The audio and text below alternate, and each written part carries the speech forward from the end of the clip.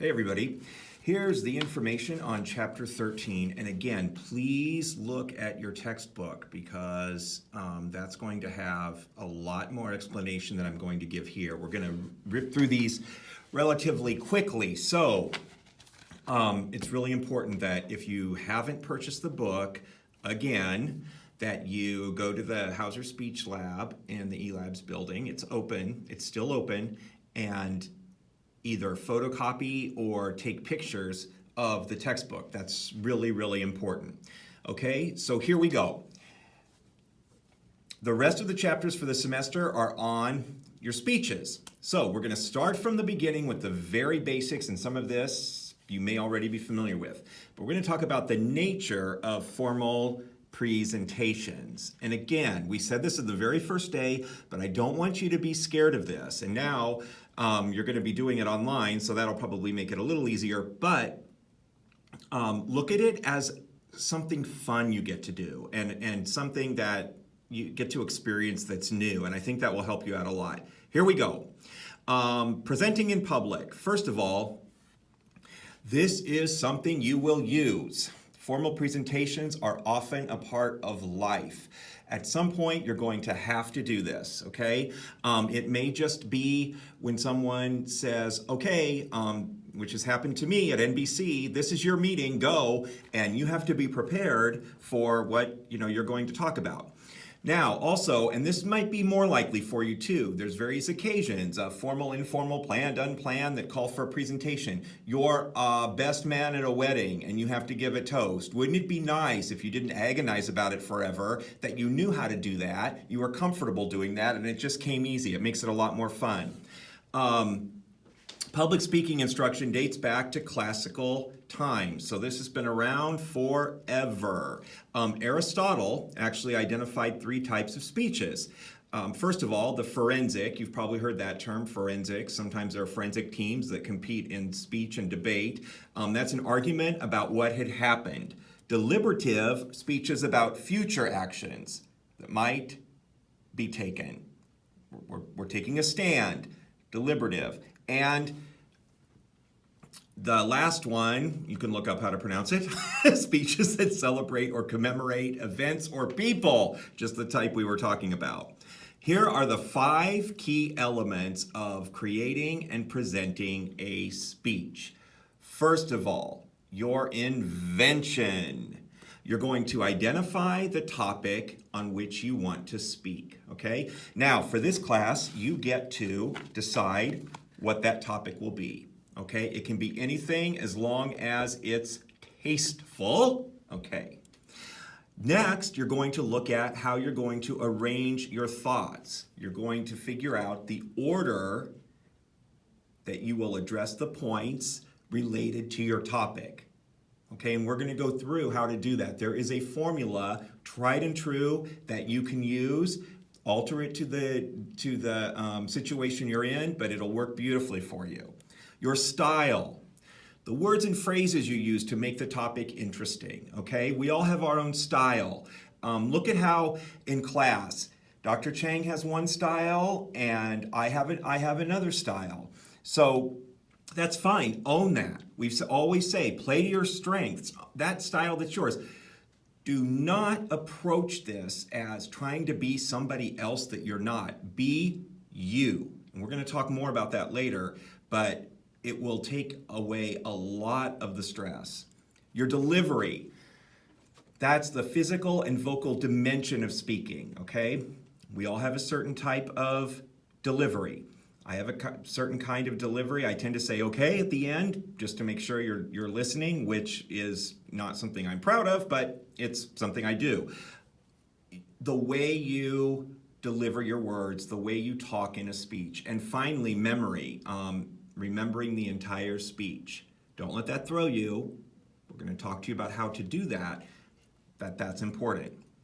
Next, let's break those down. Your topic selection. What's your purpose? You have to know what you're trying to do. Are you trying to inform someone? Are you trying to persuade somebody to do something? Are you commemorating something, celebrate something? You know, you're a speaker, you're on a town council, and you're opening a bridge. You know, what is it that you're trying to do? In this course, you'll be doing persuasive speeches, and we're going to talk to you about very distinctly what separates a persuasive speech from an informative one. What topics are appropriate for your occasion, okay? The word appropriate is very important. Is the topic appropriate for my audience? I just said, please make sure your topics are. And because remember, it is a college course. That doesn't mean it has to be clinical. It doesn't mean it has to be academic. It doesn't mean it has to be, boring by any means, but let's keep it a bit classy. Is the topic appropriate for me? Again, play to your strengths. Is this something you know about? Is this something you're interested in? Because if you are neither of those, your audience is going to know and you're not going to be as effective.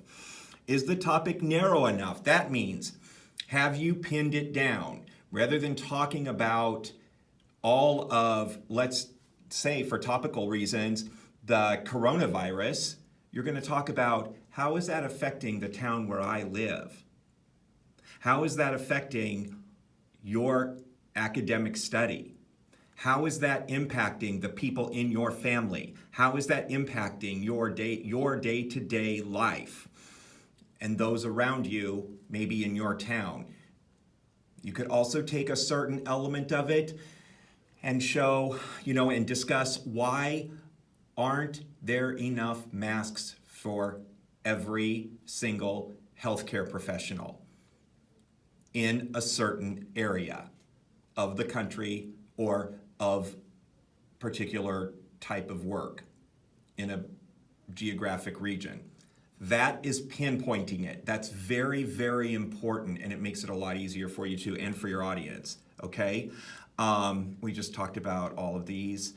Here's your topic selection, how it can work. This is kind of a fun way to look at it. And this is really all it is. No matter what you decide to talk on, no matter how long your speech is, no matter what type of speech it is, this is a great outline. Your main idea, we just talked about it, your topic. And remember, what do I want to get out of you for that? Why am I telling you that? That's important there. Then we have our subtopics, okay? We're going to talk about these more in an outline, but those are just 3 key ideas that go along with your main idea. We're talking about, again, how the coronavirus is impacting your town. Okay, subtopic 1, how's it impacting my family? Subtopic 2, how's it impacting me at school? Subtopic 3, how's it impacting people's daily life? Okay, then under that, you're going to look at some facts. Now, what I just described is a personal situation, but you want to back that up with facts, okay? Let's take the first subtopic. Just like my family who can't go out of the house, that's happening to X number of people, and it's causing these problems. Next topic, fact, okay? So it's really kind of fun because you start with something, we said keep it narrow, but in terms of your narrow subject, something more broad, if that makes sense. 3 key parts to that are subtopics, and then some facts to back that up. Next, you have to know your audience. I can't tell you how important this is, okay? Think of it like this. The way I talk to you guys, okay, it isn't the way that I would talk to the dean. It's a little different. I would probably be in keeping with who I am as me, I would be a little more formal. I'm a little more laxed with you all. It makes a difference. Know your audience. Know their ages, their gender, their race, their religion, their socioeconomic status. It makes a difference. Look for things around the room when you're speaking. A room you're going to will tell you a lot about the people. And also, it will tell you about their values, their history, the norms of a group. Get somebody in the group who can tell you about what that organization is about, okay, and can give you some inside information. That is really, really important. My first job during college actually was in medium-sized city, and I was writing for the mayor and his remarks at events. So I always had to call people and say, and this was pre-internet, I'm not afraid to say, so we always had to call people and ask, oh, what is your group about? What are some things that you've accomplished? What are some things that you'd like to see the city do? So that I could write these remarks for the mayor based on that, what that company or organization did. That's very, very important. You also might do interviews with people and ask them some information so you can put that into your speech. Take surveys of your groups. We're going to talk about that. Poll the audience, ask them questions, pull them right there. And also, like we talked about, have some direct observation of your group.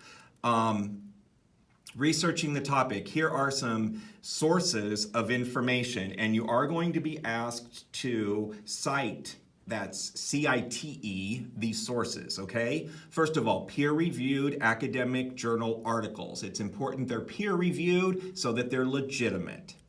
Next, books are a great source, magazines and newspapers, web and media sources, a legitimate website works fine, news story works fine, interviews with people to get information, and